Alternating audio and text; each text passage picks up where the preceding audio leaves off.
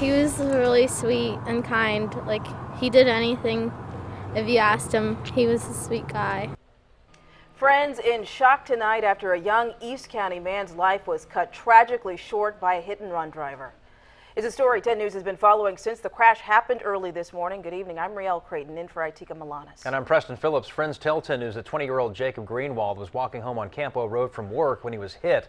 New at 6 10 News reporter Jennifer Jensen is live in Spring Valley where the crash happened with the first-hand accounts from a witness who heard the crash and called 911. Jen?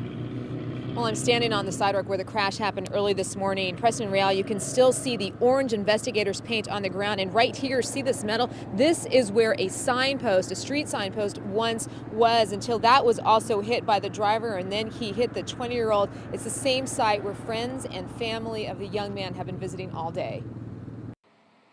California Highway Patrol investigators shut down Campo Road at Cordoba, where friends say Jacob Greenwald was killed early Sunday morning. It's sad. I don't want to think about it. Like, I feel like it's not true. You can see the evidence at the scene. A speed and force sign crumpled after it was knocked to the ground, like this mangled front bumper left behind by the SUV that struck Greenwald. This witness who lives nearby heard the crash. Just a lot of debris, and they hit him pretty hard. And I couldn't believe that they just keep on going. And they had to have known they hit him because that's all that was out there was a human being.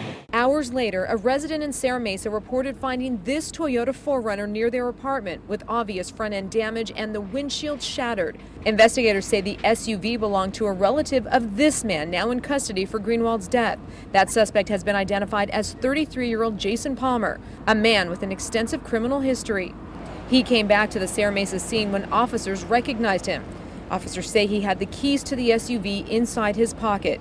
Meanwhile, friends tell 10 News Greenwald was working at this McDonald's in La Mesa. He was really sweet and kind. Like, he did anything if you asked him. He was a sweet guy. I just recently got contact of him over a month ago again, and he was telling me he was working to save for school.